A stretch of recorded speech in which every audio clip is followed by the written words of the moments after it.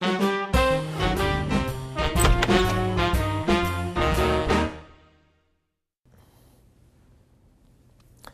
파이널 실전 모의고사 사회 과목을 담당하고 있는 이종학입니다. 반갑습니다. 자, 이번 시간에도 마찬가지 방식으로 여러분들에게 이제 설명을 해드릴 텐데요. 이번 거는 보니까는 뭐 난이도도 이제 뭐 좀 더 쉽다라는 평가는 내려놓고 있습니다. 여러분이 실제 성적은 어떻게 받았을지 모르겠습니다만서도 그래서 전반적으로 좀 공부가 좀 돼 있는 분들은 이 정도 문제면은 좀 맹간이 난 다 맞췄다가 되면 좋지 않았을까 이런 생각이 좀 듭니다. 그러니까 이게 조심스러운 이유가 항상 이제 저희가 보는 난이도하고 또 막상 수험생 입장에서 접하는 난이도하고는 조금 다를 수도 있기는 하거든요. 근데 이제 뭐 누누이 말씀드리지만 그 난이도의 격차가 있다면은 이걸 가지고 난이도를 왜 이런 식으로 했어, 나랑 생각이 다르네, 이렇게 끝날 문제가 아니에요. 여러분들은 평가하려고 있는 분들이 아니고요, 받아들이려고 있는 분들입니다. 지금 수험 공부를 하고 있는 거니까요. 그래서 여러분들은 이게 난이도가 쉬운 거였어? 나는 어려운데? 이런 생각이 들면 그럴 때마다 그럼 내가 이거를 좀 이 기본기인데 사실은 못 챙기고 있었나 보다, 이런 생각을 갖고 그 주제에 대해서 조금 더 긴장하고 공부하시면 좋지 않을까 싶습니다. 자, 뭐 똑같이 이제 실전 동형 형태로 짜여져 있는 이제 문제들이었고요. 이 문제들 우리가 이제 어떤 점을 놓치고 있었는가 다시 한번 같이 한번 확인해 보도록 하겠습니다. 자, 지금부터 시작해 보도록 하죠. 자, 이제 6회 1번 문제부터 또 법과 정치 문제부터 한번 보도록 하시겠습니다. 평등과 관련된 분석으로 옳지 않은 게 뭐냐 이렇게 되어 있는데, 자, 우리 이제 평등이라고 하는 것이 나오면 자, 떠오르는 게 뭐가 있으신가요? 평등이다 그랬을 때 개념이 이렇게 발전했죠. 평등이다 그랬을 때요, 일단은요 형식적 평등이 있었어요. 형식적, 그 다음에 또 이제 절대적 평등이다 이렇게 얘기를 하죠. 형식적, 절대적, 그리고 기계적 평등이다 이렇게 얘기를 하는데요. 자, 형식적, 절대적, 기계적 평등으로부터 출발을 하게 됩니다. 여기서는요 모두 다 똑같이 대우해라 라고 하는 게 핵심이었죠. 모두 다 똑같이 대우해야 한다 라고 하는 거예요. 똑같이 대우해야 한다, 요것이었고, 그 다음에 한 단계 더 진일보한 평등의 개념은 이제 실질적 평등이 되는 겁니다. 실질적이고 상대적인 평등이 되죠. 실질적, 상대적, 그리고 비례적 평등이 되는 거예요. 실질적, 상대적, 비례적 평등이다 이렇게 되고, 요거는요 같은 것은 같게 취급을 하더라도, 그러니까 이걸 무시하진 않아요. 같은 것은 같게 취급하더라도 다른 것은 다르게 해야 한다 이런 거죠. 다른 것은 다르게 취급해 줘야 한다 라고 하는 게 이 실질적, 상대적, 비례적 평등에 해당되는 거였습니다. 우리 저기 아리스토텔레스의 정의 개념으로 보면 요 위에가 이제 정의를 평등이라고 거의 이제 등치시켜서 봤는데 평균적 정의가 되는 거죠. 얘가 평균적 정의에 해당하는 것이고, 반면에 이제 실질적, 상대적, 비례적 평등이다 그랬을 때는 배분적 정의다 이런 말을 쓰기도 했어요. 배분적 정의. 자, 구분 한번 해보고요. 가를 보니까 여자의 근로는 특별한 보호를 받아야 하며 국가 유공자, 상위 군경 및 전몰 군경의 유가족은 우선으로 근로의 기회를 부여받았다 이렇게 되어 있으니까 요거는 아래에 있는 실질적, 상대적, 비례적 평등이 되고요. 동일 노동을 수행하는 남녀의 임금에 차등을 두어서는 안 되며 사용자는 성이나 국적이나 신앙이나 또는 사회적 신분을 이유로 근로조건에 대한 차별적 처우를 해서도 안 된다 그랬습니다. 이거는 모두 똑같이 대우해라. 이거 차별하고 막 뭐 성에 따라, 국적에 따라, 신앙, 뭐 종교, 뭐 사회적 신분 이런 것 따라서 차별하는 것은 잘못된 거예요 라고 하는 거니까 형식적 평등에 속합니다. 자, 가는 합리적 차별을 통한 배분적 정의를 중시하고 있다 그랬는데 배분적 정의란 말도 나왔고요. 그래서 1번은 맞는 얘기가 이렇게 되고요. 그 다음에 있잖아요. 그 다음에 국회의원 선거에서 1인 2표제가 시행되는 것은 나의 사례다 그랬는데요. 요거는 이제 절대적 평등에 형식적 평등에 해당되는 내용이에요. 모두 다 똑같은 수의 표를 주잖아요. 그죠? 그런 평등은 우리가 절대적 평등이다 이렇게 봐두셔야 됩니다. 그리고요 선천적, 후천적 차이를 고려하여 평등을 실현하는 것이 가해 평등, 이 평등이에요. 실질적, 상대적, 비례적 평등입니다. 그래서 다른 것은 다르게 하기 때문에 핵심은 이거였죠. 좀 더 설명드리죠. 모두 다 똑같이 대우한다 라고 했을 때 이때는 형식 평등에서는 기회의 균등 보장이 핵심이에요. 기회 균등 보장이다라고 하는 게 핵심이었고요. 그 다음에 여기 이제 다른 것은 다르게 대우한다라고 했을 때는요, 능력이나 개인의 능력이나 노력의 정도에 따른 차등 대우입니다. 이런 것들에 따른 차등 대우가 이제 들어오는 것이고요. 그 다음에 또 이제 능력과 노력에 따른 차등이 가능하고, 그 다음에 사회적인 약자 있죠? 예, 사회적인 약자에 대한 배려, 이렇게 되는 거거든요. 배려. 그래서 요 안에서 이제 나오는 게 바로 그거예요. 요 안에서 나오는 게 차등 대우를 하는데 그것이 온당하다 이렇게 되어 있으니까요. 이거를 이제 합리적 차별이다 이런 표현을 쓰는 거지요. 합리적 차별이다. 요거를 인정하는 것이다. 예, 이렇게까지 정리해 두시면 돼요. 자, 그래가지고요. 선전적, 후천적 차이를 고려해서 평등을 실현하는 것은 역시 이쪽에 해당이 되는 거고요. 국민 누구에게나 일정한 세율의 소득세를 부과한다. 이거는요, 일정한 세율의 소득세를 부과한다면은 그건 누진 적용이 아니라 비례세율을 적용한다는 얘기고, 비례세율을 적용하는 것은 형식적, 절대적, 기계적 평등에 가까워요. 누진세율을 적용하는 게 바로 실질적, 상대적, 비례적 평등에 해당이 됩니다. 그래서 옳지 않은 것은 4번이 되겠네요. 자, 2번으로 갑니다. 헌법재판소가 심판한 사안을 구분했다 이렇게 되어 있어요. 2번. 자, 헌법재판소에서요, 가를 보니까요, 위헌재청이 있었대요. 위헌재청. 그래서 가 같은 경우에는 위헌재청이 있었다 그랬으니까 위헌법률 심판, 위헌법률 심판을 한 거죠. 위헌법률 심판 요것을 했는데, 위헌법률 심판을 했을 때는요, 자, 뭐 크게 보면 이렇게 세 가지의 결정이 가능합니다. 합헌 있을 수 있죠. 합헌 혹은 헌법 불합치가 있어요. 헌법 불합치 혹은 그냥 위헌 이렇게 되는 경우들이 있습니다. 합헌이냐, 헌법 불합치냐, 위헌이냐 이렇게 이제 나눠지게 될 텐데, 여기서 이제 헌법 불합치 결정이 나왔다 이렇게 되어 있어요. 자, 그랬다는 얘기는 유예 기간을 둔 다음에 해당 법률의 효력을 상실시키려고 했다 이렇게 이제 보시면 되겠죠. 그 다음에 이제 나 같은 경우는요, 나 같은 경우에는 탄핵 심판을 했습니다. 탄핵 심판, 국회 탄핵 소추가 있었던 거지요. 탄핵 심판인데, 탄핵 심판은요, 인용이냐 기각이냐예요. 인용이냐 기각이냐. 인용되면 파면하는 거고요. 기각되면 그 직을 유지할 수 있는 건데, 여기선 기각됐어요. 그럼 직을 유지하게 된 거고요. 자, 그 다음에요, 다는요, 여기 보니까는요, 방송법 제32조 제2항 등의 위헌 소원이다 이렇게 되어 있어요.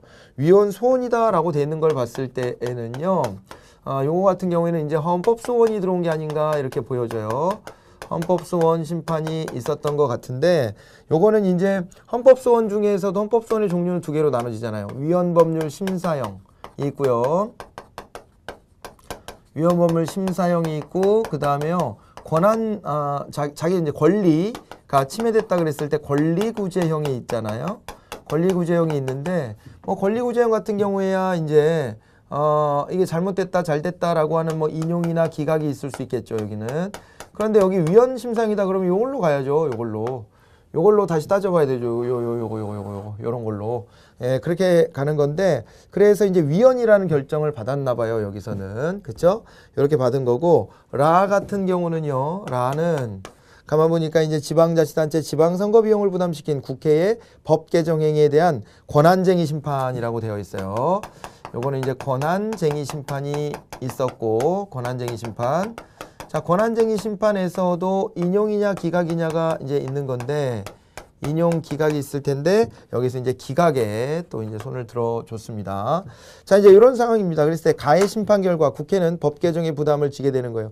유예 기간을 두고 그 기간 동안 이제 대체 입법해라 이렇게 이제 요구한 게 헌법재판소의 결정이고요. 나는 국회 제적의원 3분의 2 이상이 찬성해서 탄핵소추 의결을 전제로 한다 그랬는데요.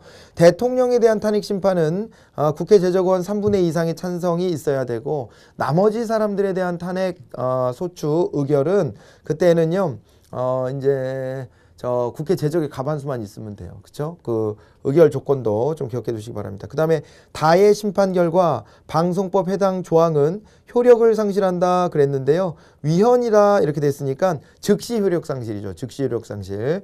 헌법불 합치면 유예 후 상실인데 즉시 상실이 됐습니다. 위헌이라서. 그 다음에 라의 청구 주체는 해당 자치단체이고 그 다음에 심판에 필요한 의결 정족수가 가장 많다 그랬는데요. 이거 권한쟁의 심판 같은 경우는 어떻게 돼요? 권한쟁의 심판 같은 경우에는요. 7인 이상 출석이에요. 7인 이상 출석의 출석 과반수입니다. 출석자 과반수예요. 출석 과반수에 이제 찬성이 있으면 찬성 시 이제 인용이 되는 거예요. 그렇죠? 인용이 되는 겁니다. 나머지는 어때요? 나머지는요. 전원재판부가 열려야 돼요. 물론 이제 전원재판부긴 한데 7인 이상은 출석해야 된다 이렇게 얘기하는 전원재판부. 여기는 근데 전원재판부라는 전제가 없어요. 권한쟁의 심판은. 그게 좀 차이예요. 나머지가 더 많은 사람이 나와야 되는 거예요. 다 있으면 아주 불가피한 경우가 아니면 나와야 돼요. 아주 불가피한 경우라고 한다면 이제 임기가 끝나고 나갔는데 새로운 헌법재판관 임명이 안 됐다든가 이런 식으로. 그런 걸 제외하고는 다 모여야 되는 전원재판부입니다. 전원재판부고 그 다음에 거기에서도 6인 이상 찬성으로 인용결정 같은 게 나기 때문에 더 엄격한 거고 권한쟁의 심판은 좀 미약한 것이고 이렇게 봐두시면 됩니다. 자 이제 그렇게 정리하시고 3번으로 가볼까요? 다음은 고대 아테네, 근대 현대 민주정치를 구분했다 이렇게 되어 있습니다.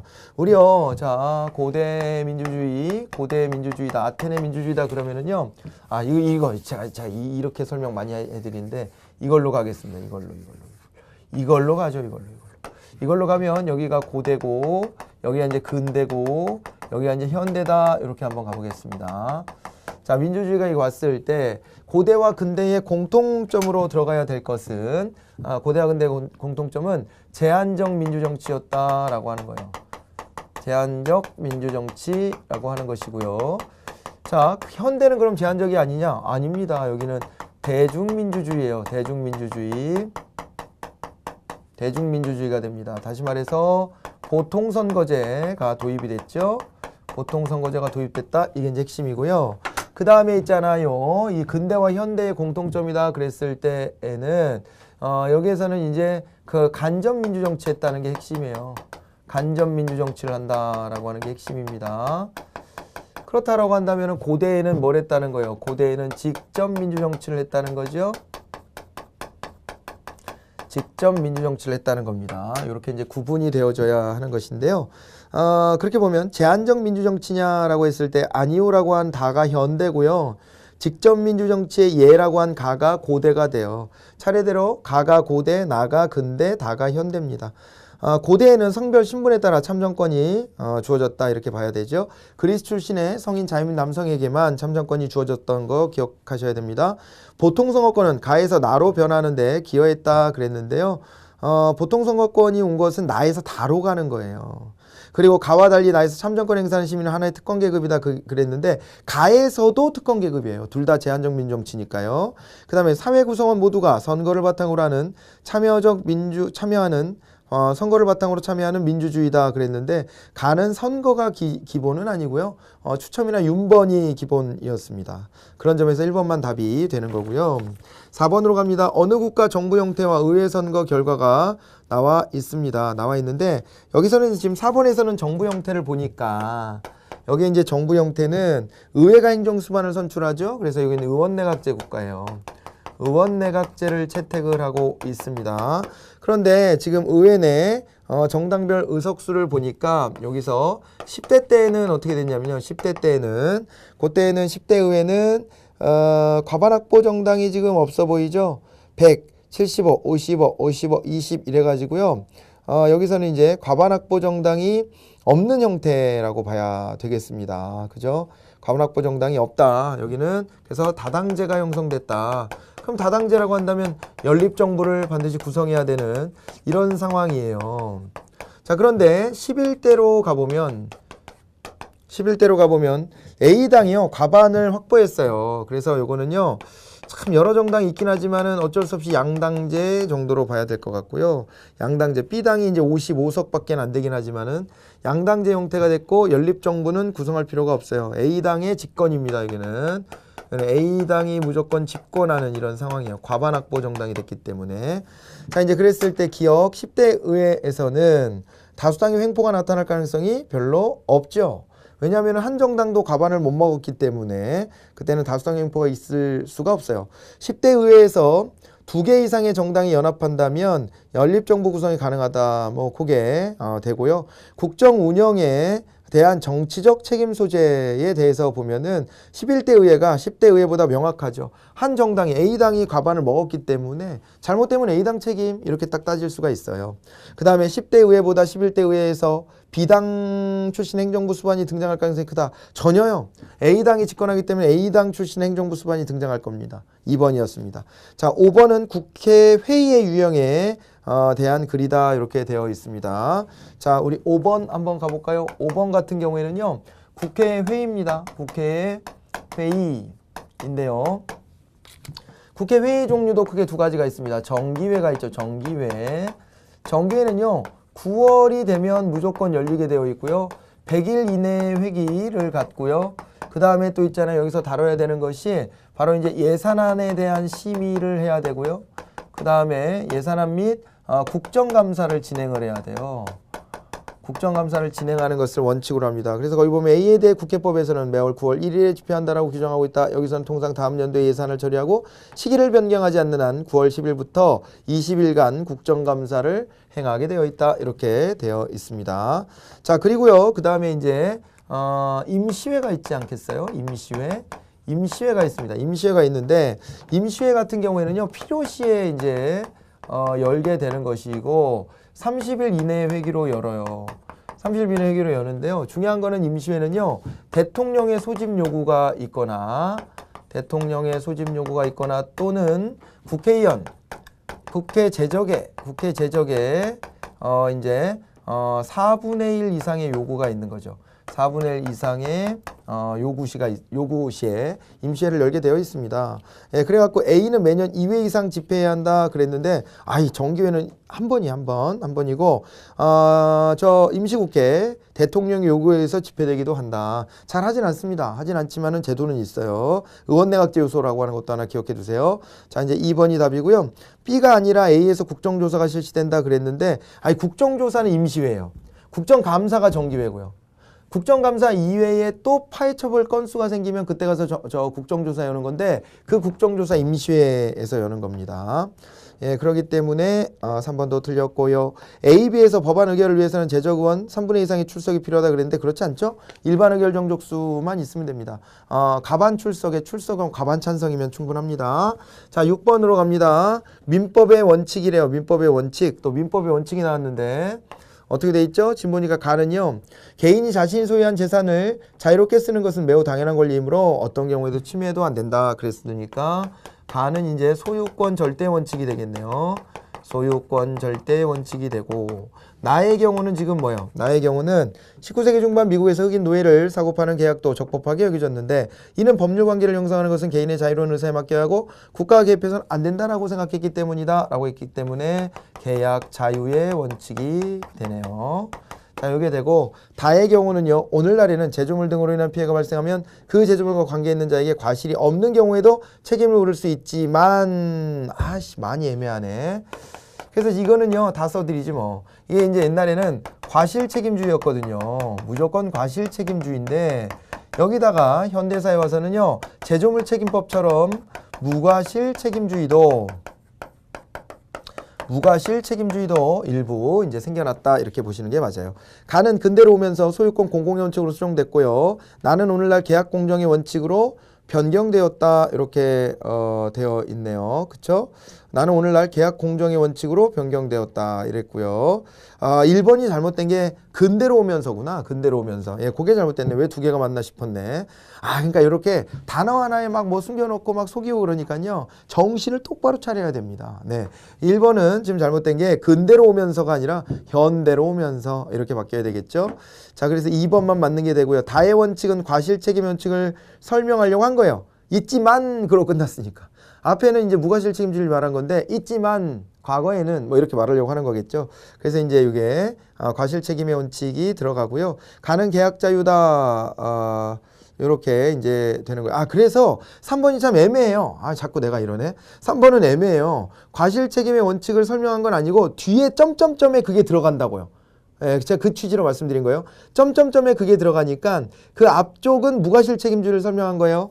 그래서 3번은 일단 세모해 놓고 보셔야 되는데 2번에서 답이 나왔으니까 3번 아닌가 보다. 출제자의 의도로 들어가야 돼요. 이럴 때는. 점점점까지 해놨으니까 그냥 책임을 물을 수 있다까지만 끝나야 되는데 이상한 여운을 남겨놨으니까 여지는 한번 고민을 해봐야 될 필요는 있겠죠. 4번 가는 계약자의 원칙이고 나는 사유재산권 존중의 원칙을 설명한 것이다 그랬는데 가가 이제 소유권 절대였고 나는 계약자유예요. 사유재산권 존중이 바로 소유권 절대 원칙입니다. 자, 그래서 맞는 답 가장 확실한 답은 2번이었다 이렇게 보시면 되겠네요. 자, 우리 7번으로 한번 또 가보도록 하시겠습니다. 7번으로 갑니다. 7번 가보면 자, 범죄 성립의 3요소가 나와 있습니다. 우리 이제 범죄 성립 요소다라고 하면 범죄 성립 요소는 크게 세 가지가 있었죠. 세 가지가 있는데요. 자, 어떻게 됐냐면은요. 세 가지가 있는데 자, 요게 다 속해야 범죄가 돼요. 다 속해야 범죄가 되는데 먼저 구성요건 해당성을 따져봐야 합니다. 구성요건 해당성. 야, 그거 법에 나오냐? 그거 범죄로 돼 있냐? 이거를 봐야 돼요. 이게 1번. 그 다음에 1번이 통과가 되면 2번으로 이제 위법성을 따져봐야 되는 거죠. 위법성이 조각되지는 않는지 이런 것들을 살펴보셔야 합니다. 그 다음에 그것까지 통과가 되면 세 번째는 책임성을 따져서 책임성이 조각되거나 감경되는 케이스들을 또 고민을 해봐야 되는 것인데요. 여기 보면 이제 A는 구성요건 해당성에 불성립이 됐대요. 그럼 범죄가 아닙니다. 그 다음에 B는요. 구성요건 해당성이 있는데 위법성이 조각됐대요. 그래도 범죄가 아니죠. C는요. 구성요건 해당성이 있는데 위법성도 있는데 책임성이 조각됐대요. 그럼 또 범죄가 아닙니다. D만 범죄가 됩니다. 그러면 자, 만 13세 미성년자가 상점에서 물건을 훔쳤다. 그러면은요. A가 아니고요. 이건 구성요건 해당성은 있는데 또 위법성도 있는데 책임성이 조각된 케이스예요. 만 14세 미만인 자의 행위에 대해서는 형사 미성년자로서 형사처벌할 수가 없죠. 그래서 1번은 틀렸어요. A가 아니라 C로 가야 됩니다.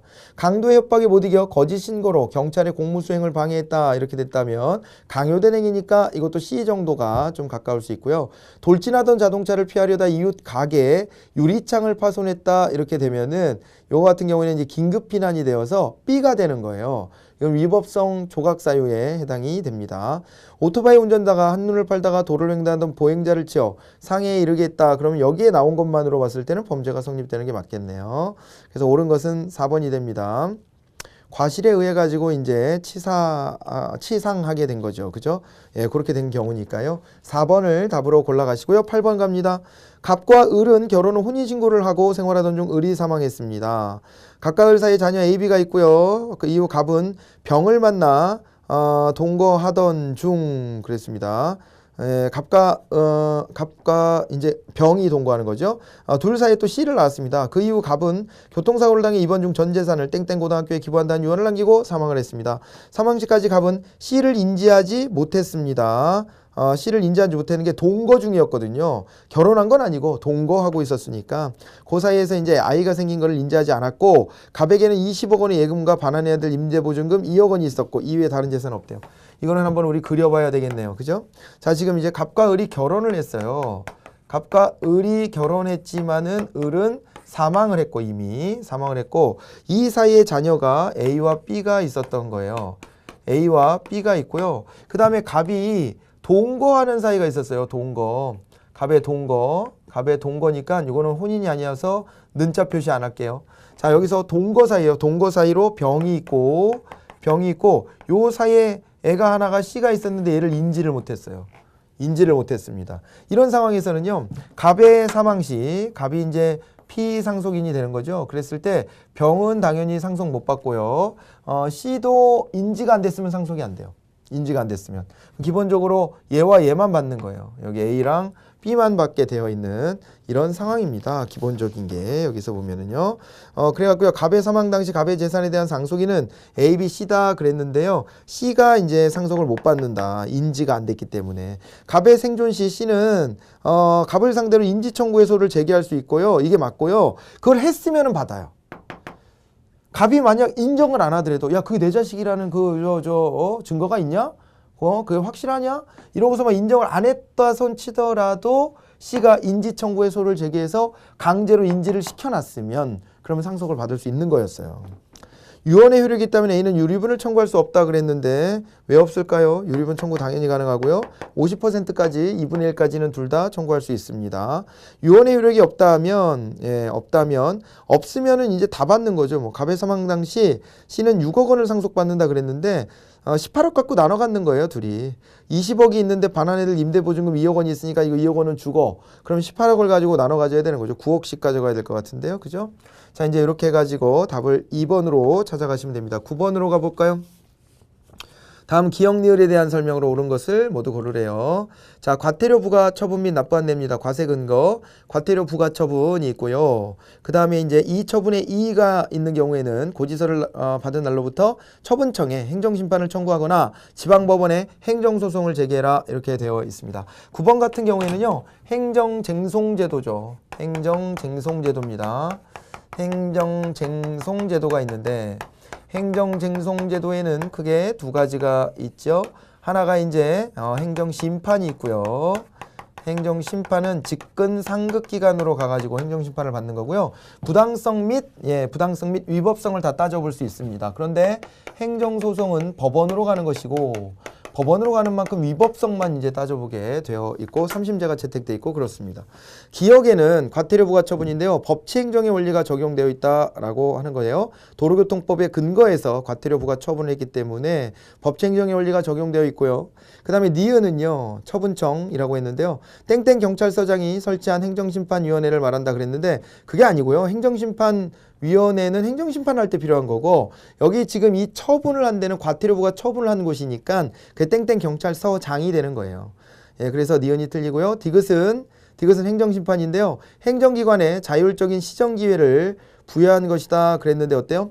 행정심판은요. 자율적 시정기회를 부여한 것이라고 볼 수 있어요. 왜냐하면 다른 데로 끌고 들어가지 않았잖아요. 직근상급기관이 판단해서 그 내부에서 한번 해결해봐라 하고 있는 것이라고 생각하면 돼서 디귿은 맞는 걸로 골라내시면 됩니다. 리을은 디귿에 비해 행정기관의 전문 지식을 활용할 수 없죠.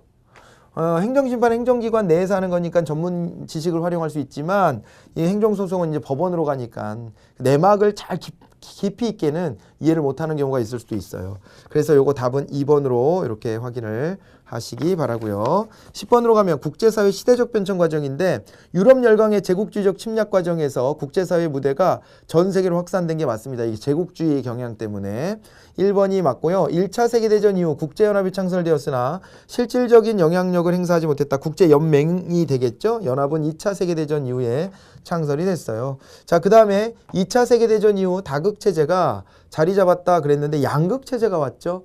공산진영과 자유주의 진영이 맞서게 되는 양극체제가 왔고요. 1970년대를 기점으로 냉전은 점차 완화되어서 오늘날 국지적 분쟁도 감소했다 그랬는데 오히려 냉전이 종식되면서 국지적 분쟁이 늘어나는 경향이 생겼어요. 냉전으로 인해서 작은 다툼들이 많이 묻혀 있었는데 냉전이 종식되니까 막 이게 부각이 되는 거예요. 자, 그래서 1번만 답이 됩니다. 자, 11번부터 이제 경제 문제인데 또다시 한번 요 앞으로 가서 설명을 한번 드려볼게요.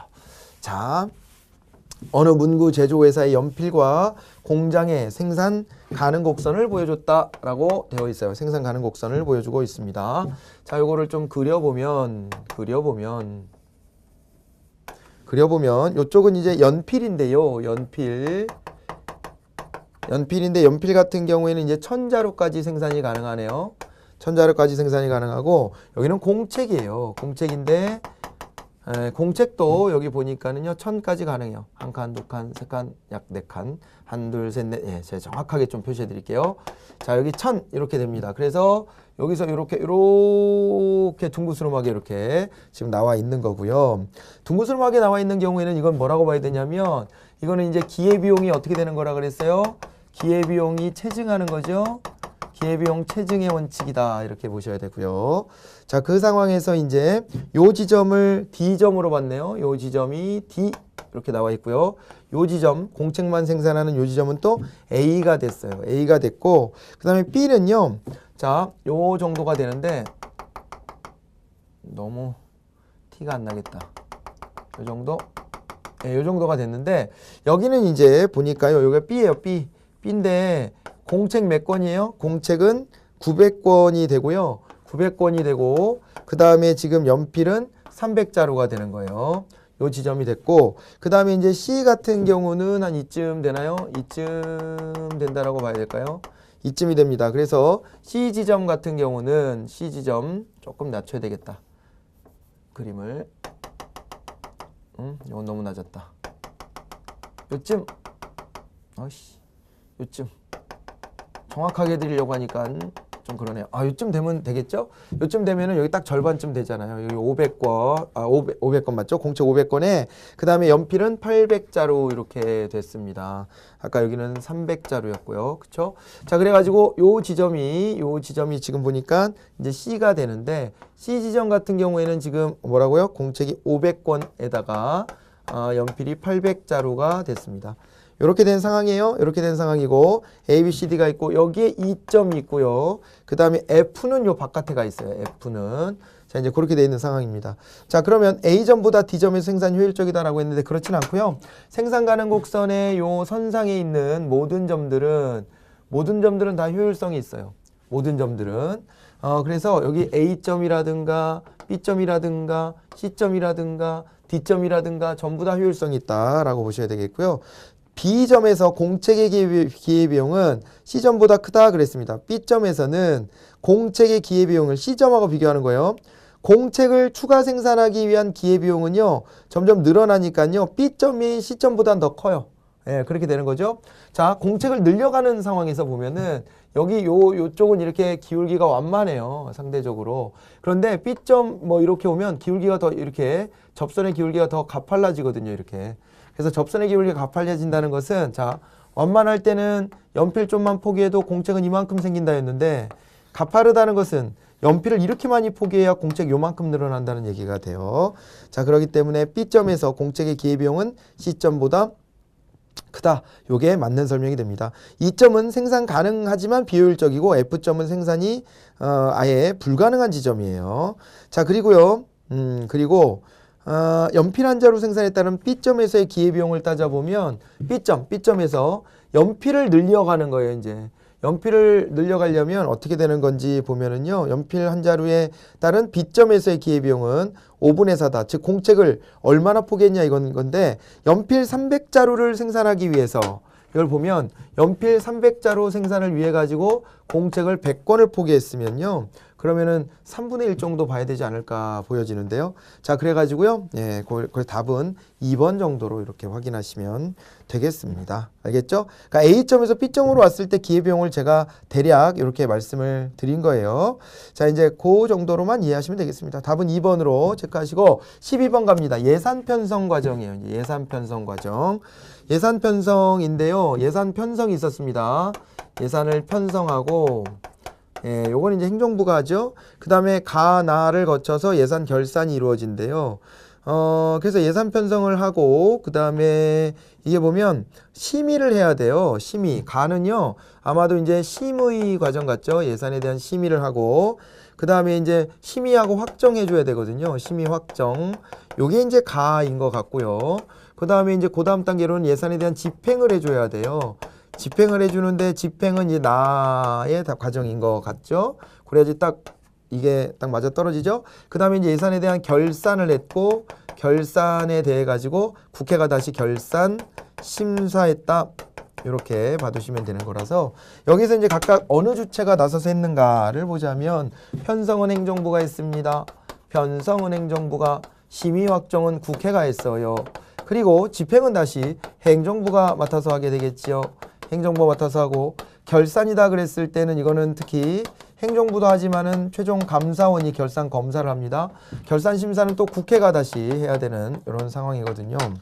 자, 그렇게 봐두시고 그랬을 때 가는 정부, 나는 국회에서 이루어진다. 거꾸로 되어 있고요. 그 다음에 편성되는 예산에는 국민의 수입, 정부의 수입만이 포함된다 그랬는데요. 예산은 지출 중심이에요. 정부 수입이 아니라 정부가 어디다 돈을 쓰겠다라는 지출 중심이어서 틀렸고, 예산 편성은 새로운 회계연도 개시 90일 이전까지 해야 된다 그랬는데요.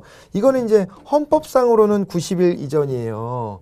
여기 이제 편성해서 제출하는 것이 헌법상으로는 90일 새로운 회계연도 개시 90일 전까지인데, 그런데 이제 국가재정법이 있어요. 이 법률상으로만 놓고 보면 여기는 이제 120일 전까지로 땡겨놨거든요. 그래서 이렇게만 나온다면 120일 이전까지 해야 된다 이렇게 봐야 됩니다.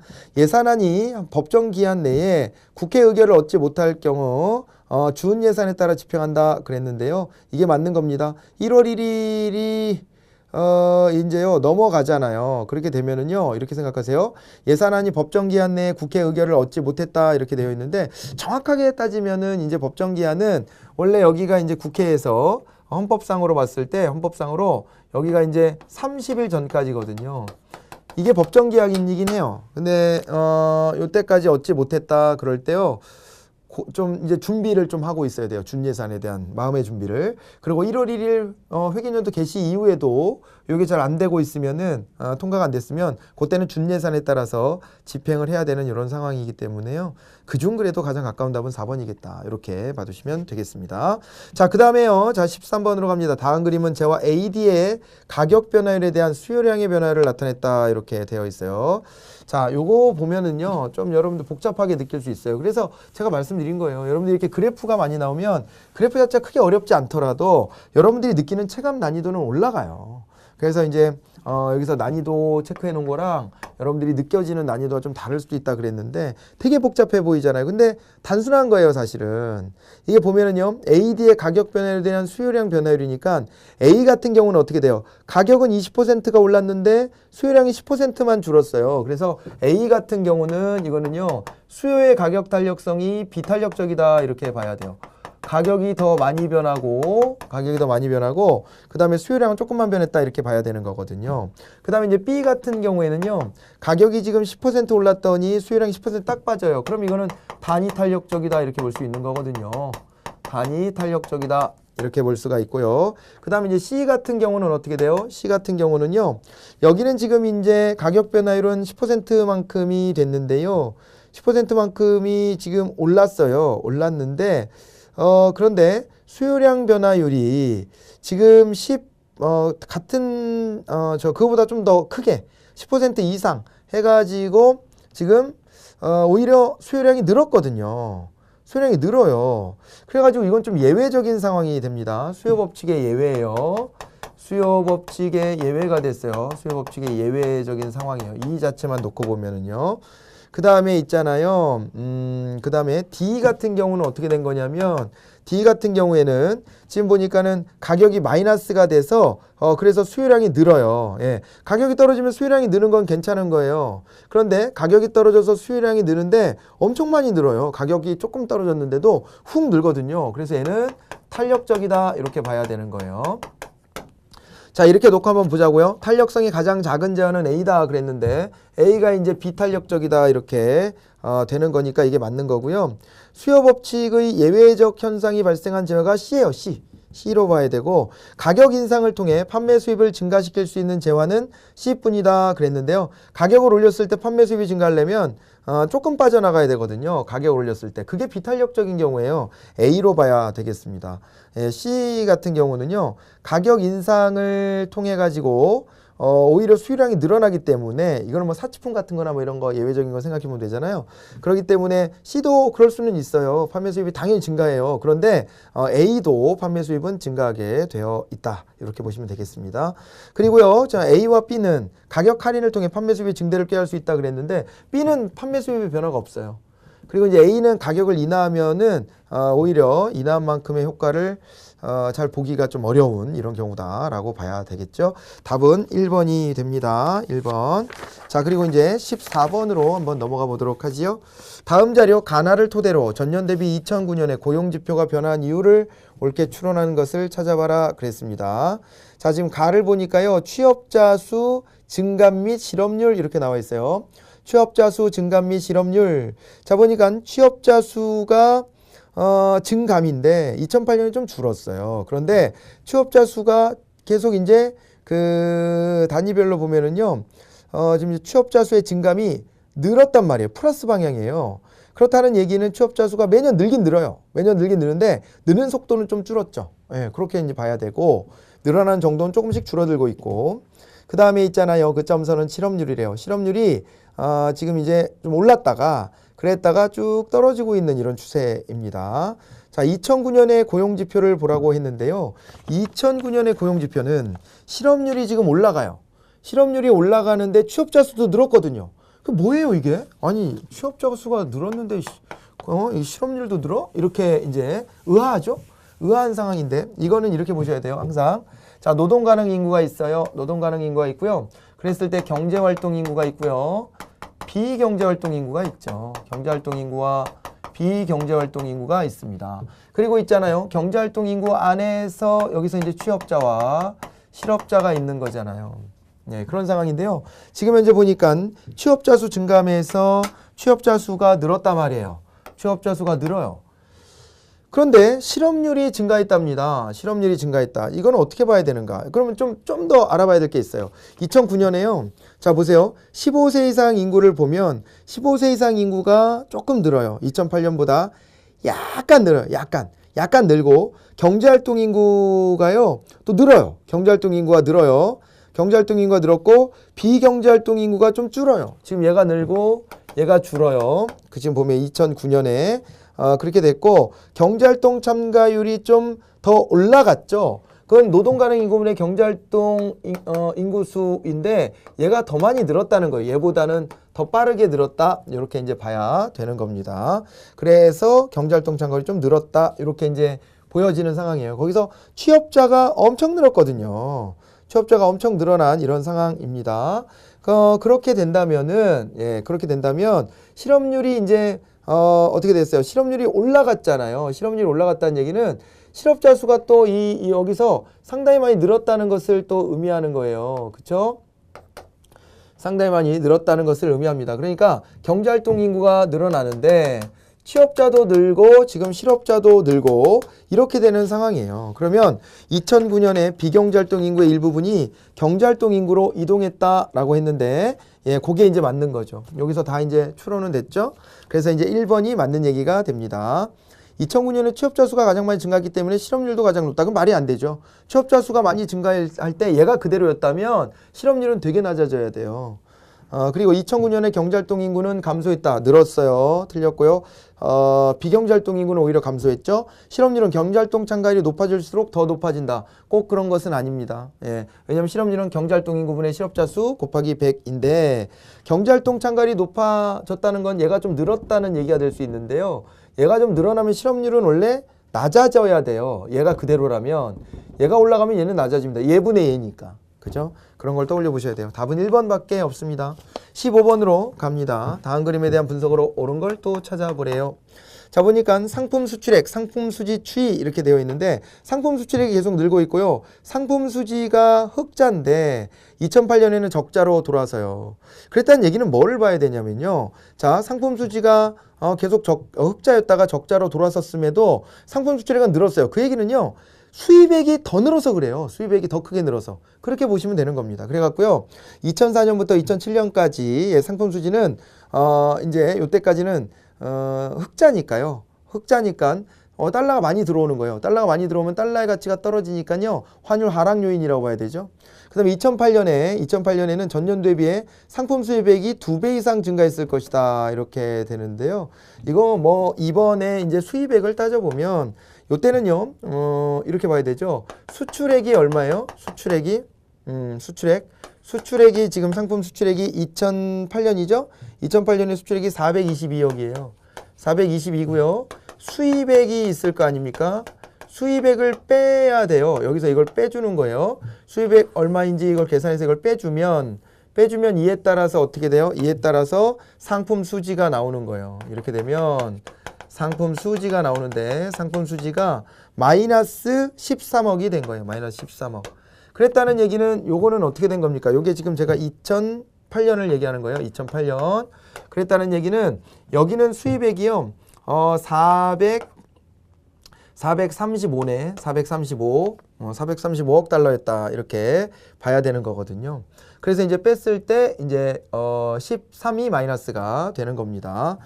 이런 상황이거든요. 이런 상황이고 그런데 이게요. 지금 보면은 전년도에 비해 이렇게 됐거든요. 전년도는 2007년도 구해보라는 얘기 아니겠어요? 2007년도는 수출액이 371억입니다. 371억이고 그 다음에 여기 액수가 있고 그랬을 때 요게 14억 플러스가 됐어요.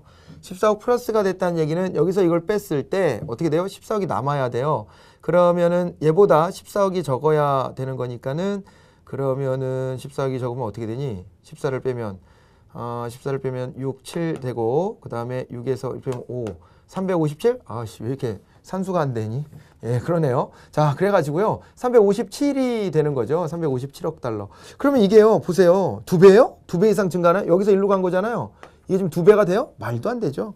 예, 그렇기 때문에 2배 이상 증가했다는 건 틀리고요. 상품 수출액과 수입액의 차이가 가장 적은 해는 2008년이다 그랬는데 2008년에는 수출액과 수입액의 차이가 지금 13억 원 차이예요. 물론 수입액이 많은 정도의 차이예요. 그런 건데 2007년에는 수출액이 많긴 하지만은 어쨌거나 14억의 격차. 2006년에는 16억의 격차, 2005년에 23억의 격차, 2004년에는 29억의 격차예요. 그렇게 따지면은요, 가장 그 격차가 적었던 해는 2008년은 맞네요. 3번을 답으로 쉽게 찾을 수 있어요. 제가 그랬잖아요. 통계 자료가 복잡해 보이지만 알고 보면 별 내용은 아니에요. 예, 그런데 체감 난이도는 좀 올라갈지도 모르겠다. 이런 느낌은 들어요. 2005년 이후 매년 상품 수출액 증가율이 수입액 증가율보다 컸다 그랬는데 2005년 이후에 매년 상품 수출액 증가율이 수입액 증가율보다 컸다. 그렇게 본다면은 이게요. 상품 수지가 점점 흑자폭이 늘어야 되거든요. 예, 근데 흑자폭이 줄어드는 걸 봤을 때는 수입액 증가폭이 더 큰 거예요. 그래서 답은 3번밖에 안 됩니다. 네. 이렇게 봐두시고 16번으로 갑니다. 다음 가나와 같은 현상. 자, 이제 우리 사회문화로 가서요. 가나와 같은 현상과 그것의 일반적인 특징을 잘 설명한 게 뭐냐 그랬습니다. 우리 현상이다라는 말이 나오면 무조건 여러분들이요. 뭘 떠올려야 돼요? 현상이다 그랬을 때는 자연현상과 그 다음에 이제 사회현상을 이제 떠올려 보셔야 됩니다. 그랬을 때요. 바람은 고기압에서 저기압으로 분다 그랬습니다. 자, 가의 경우. 자, 이거는 고기압에서 저기압으로 분다 자연현상이에요. 자연현상. 이렇게 되고 그 다음에 이제 나는 어떻게 돼요? 나는 보니까 인구 밀도가 높아지자 범죄율이 상승했다 그랬으니까 이건 사회문화 현상이에요. 사회현상이다 이렇게 봐두셔야 됩니다. 그랬을 적에 자 이제 AP 특징 같은 게 좀 들어가야 되는 건데요. 존재법칙은 어디에 해당돼요? 존재법칙은 자연현상이에요. 존재법칙은 자연현상이고요. 그 다음에 그 옆에 인과관계다 그랬을 때 인과관계 한번 대입을 해봐야 되겠어요. A가 존재법칙이다 그러면요. 가에서 있고 나에서는 없다 이렇게 가는 게 맞고요. 그 다음에요. 인과관계를 B에다 넣어봐요. 인과관계를 B에다 넣어보면 인과관계가 가에서는 강하고 여기는 좀 약하고 여긴 예외가 있고 여긴 예외가 없고 자연현상은 예외가 없고 다시 사회현상은 예외가 있고 이렇게 되니까요. 1번 바로 답이에요. 1번 바로 답. 1번 바로 답이에요. 당연법칙은 이제 요것도 자연현상이고요. 특수성의 원리는 이거는 사회문화현상이에요.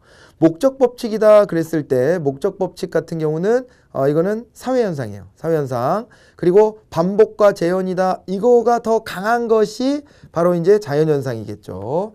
자, 그렇고 필연법칙이다. 요거는 자연현상입니다. 자연현상. 확률성, 개연성은 사회현상이에요.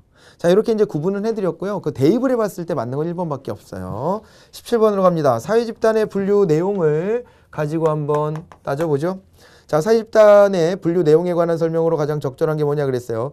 A에서 C는 각각 친족, 회사, 학교 중 하나다 그랬는데요. 구성원의 사회화를 주 목적으로 합니까? 그랬는데 구성원의 사회화를 주 목적으로 한다면은요. 공식적 사회화 기관이에요. 그럼 이거는 학교가 돼야 됩니다. 그래서 A는 학교다 이렇게 봐야 되고 학교 같은 경우는 어떻게 돼요? 학교 같은 경우에는요. 사회집단적으로 보면은 얘는요. 2차 집단이고요. 2차 집단이고 그 다음에 이익사회예요. 이익사회 이렇게 보셔야 되고 그 다음에 B는요. 구성원의 선택 의지에 따라 결성되었습니까? 그랬는데요. 구성원의 선택 의지면은 이제 이익사회이고, 구성원의 선택 의지가 아니라 그냥 이게 본질적, 본능적 의지였으면 공동사회가 돼야 되거든요. 그죠? 예, 근데 선택 의지에 따라 결정되었습니까? 근데 얘라고 했어요. 그거는 그 중에서는 이제 회사가 되는 거죠. 회사가 되고, 회사 같은 경우에도 2차 집단이자 이익사회가 될 거예요. 자, 이렇게 되고요. 그 다음에 이제 C 같은 경우가 하나 남은 이제 친족이 되는 거죠. 친족이 되는데, 친족 같은 경우에는요, 이건 1차 집단의 성격이 강하고요. 1차 집단이고, 그 다음에 공동사회고, 그렇습니다. 1차 집단, 공동사회, 이렇게 돼요. A는 전인격적인 관계와 비공식적 통제다. 전인격적 관계는 1차 집단이어야 되고, 비공식적 통제도 이제 그것도 1차 집단의 성격이기 때문에 그렇기 때문에 틀렸고요. 그 다음에 B는 인간관계가 목표 지향적이다. 당연하죠. 효율성을 중시한다. 그래서 2번이 답입니다. C는 친족은 이해관계를 중심으로 하진 않죠. 여기는 전인격적 관계로 모입니다. 2차 집단이 아니라 1차 집단입니다. 그래서 3번 틀렸고 4번 A, C는 모두 특정 목적 달성을 위한 수단적 만남이다. C는 그렇지 않아요. 친족은 수단적 만남은 아니다. 이렇게 보셔야 됩니다. 자, 그래서 답이 2번이 되는 거고요. 18번으로 갑니다. 18번 가보면 문화의 이해와 관련해서 다음 세 사람이 가지는 태도 그랬는데 문화 이해의 태도입니다. 갑은요, 우리나라 재산의 허례의식이 너무 심해 이렇게 되어 있어요. 그래가지고요, 간단한 외국처럼 간단하게 추모 행사만 해야 돼 라고 얘기하는 건데, 이거 같은 경우는 문화 4대주의다 이렇게 봐야 돼요. 이 상황에서는 문화 4대주의, 외국 거가 좋아 이렇게 말하고 있으니까요. 그 다음에 을은요, 을은 그렇지 않아, 우리나라 재산 좋은 점이 많아 뭐 이러면서 우리는 효사상이 강하지만 걔네들은 약한 거 아니냐? 이게 자문화 중심주의가 되죠. 자문화 중심주의 요게 되는 것이고요. 그 다음에 병 같은 경우는 어떻게 됩니까? 병 같은 경우는요, 너희 생각은 모두 잘못됐어. 이 세상 모든 문화에 대한 우애를 판단할 수 없듯이 제사 방식에 대해서 우애를 비교할 수 없지. 문화 상대주의가 됩니다. 문화 상대주의. 자, 이랬을 때 가장 적절한 게 뭐냐 그랬는데요. 갑은 문화적 정체성 혼란을 초래할 수 있어요. 자기 거를 다 버려버리는 상황이기 때문에 정체성은 혼란스럽겠죠. 1번이 바로 답입니다. 2번 틀렸죠. 그 다음에 3번도 틀렸고, 그 다음에 4번 갑과 을과 달리 병은 문화 간 공통된 분모가 존재한다고 본다 그랬는데, 문화 간의 공통분모가 존재한다고 본다. 이 얘기가 여기서는 핵심은 아닌 걸로 보여지고요. 문화 간의 공통분모는 보편성 같은 거를 얘기하는 건데요. 그 얘기를 떠나서 보편성은 다 있어요. 위에 보면 뭐 고인을 추모하고 이런 건 다 있는 거잖아요. 그러니까 그게 여기서는 핵심은 아닌 거다. 이렇게 보시는 게 좋겠습니다. 그래서 이제 1번을 바로 답으로 찾아가시면 되겠고요. 19번은 사회계층화 현상을 이제 설명하고 있습니다. 그래가지고요. 자, A-B 이론인데, 자, 여기서 보면 서열적 연속적으로 계층을 구분하는가 그랬을 때 A는 아니요 그랬어요. A는 아니요 그랬습니다. 연속적 계층 구분이 아니라고 한다면 대립적 관계로 말하는 거라 이거는 계급론이 되는 거고요. 계급이론. 그 다음에 이제 B 같은 경우는요, 이거는 이제 서열적 연속적으로 계층을 구분했다 얘가 되죠. 상층, 중층, 하층, 이게 서열적 연속적이에요. 그래서 요거는 계층 이론이 됩니다. 계층론이 돼요. 따라서 자, 지금요, 가, 나가 있는데요. 가에 들어갈 거는 뭐가 돼요? 구분하는 가에서 가 같은 경우는요, 가는 지금 이제 계급이잖아요. 상층, 중층, 하층 구분 안 해요. 그래서 여기는 아니오가 돼야 돼요. 가 들어가고 아니오 이래야 되고요. 그 다음에 이제 나에는 예가 돼야 됩니다. 예, 이렇게 돼야 되고요. 그 다음에 이제 다의 질문을 뭘 넣을 거냐 이건데, 그거는 선지를 통해서 확인해 보도록 하겠습니다. B보다 A가 사회이동의 제한성을 강조한다 그랬는데, 사회이동의 제한성을 강조하는 것은 이제 어떻게 돼요? B보다 A가 사회이동의 제한성을 강조하는 게 맞죠. A는 계급이론이니까 계급이론은요, 딱 프롤레타리아 부르주아 딱 나눠져서 이동이 어려워요. 자, 그리고 B는 동일 계층 내에 동일한 속한 사람들의 귀속의식을 강조한다. 이건 틀려요. 귀속의식은 계급론이에요. 계층론에서는요, 이게 막 넘나들 수 있어요. 더군다나 부의 측면뿐만 아니라 정치 권력이라든가 사회적 지위까지도 다 종합적으로 보기 때문에 지위불일치도 있고요. 귀속의식은 약합니다. 2번이 답입니다. 가에는 아니요, 나에는 예가 들어가야 된다 그랬고, 다에는 생산수단의 소유 여부만이 계층을 구분하는 기준인가에 대해서 계급 이론은 예 그래야 돼요. 부가 모든 걸 다 좌지우지한다. 계층론은 다양한 걸 봐야 된다. 이렇게 해서 답은 2번이 됩니다. 마지막 20번 문제 가보시면은요. 자, 다음 글이 비판하고 있는 근대화를 바라보는 이론입니다. 전통성과 근대성은 이분법적으로 대립되는 것이 아니고 나라마다 전통적인 것의 성격이 다를 수 있다. 그랬으니까요. 비판하고 있는 거는 근대화론이에요. 근대화론. 근대화론은 무조건 서구적인 것만이 옳다 이렇게 주장하기 때문에요. 예, 근대화론에 대한 비판이라고 봐야 됩니다. 수정 근대화론 같은 것도 근대화론을 비판하면서 왜 전통을 무시하냐 이렇게 이제 따졌거든요. 아무튼 이 이론에 대한 설명으로 옳은 걸 찾으래요. 근대화론에 대한 설명으로 옳은 것은 1번이죠. 진화론의 관점을 가지고 있고요. 서구화만이 근대화라고 봐요. 그리고 3번 저개발국의 저발전원을 외부에서 찾는 것은 이거는 종속이론이니까 또 관련이 없고요. 근대화로 이해하는 방법은 각국마다 다양하지 않고 오로지 서구 사회의 근대화 모델을 따라하는 것밖에 없다라고 설명을 했습니다. 자, 이렇게 해서 모두 이제 20문제를 풀어봤습니다. 자, 여기서는 통계 자료가 여러분들 좀 괴롭혔을 겁니다. 그래서 통계 자료를 너무 어렵게 생각하시는데 사실은 통계 자료는 좀 머리 싸매고 계속 들여다봐야 돼요. 이게. 왜 이러지? 왜 이러지? 자꾸 생각해 보셔야 돼요. 그 고민의 시간이 많을수록 이게 이해도가 높고요. 이해를 한번 하면 그 다음에는 싹 좀 해결되는 경향이 있어요. 그러니까는요, 안 돼요, 저는 안 돼요 이렇게만 하지 말고요. 왜 그런지의 원리를 자꾸 분석해 봐야 돼요. 누가 막 매겨주기 바라는 걸로는 해결이 잘 안 돼요. 그러니까 여러분들이 좀 고민의 시간을 많이 가져보실 것을 제가 조언을 해드립니다. 자, 고생들 많이 하셨고요. 다음 시간에는 우리 8회로 만나도록 하겠습니다. 고생하셨습니다. 다음 시간에 뵙죠. 안녕히 계세요.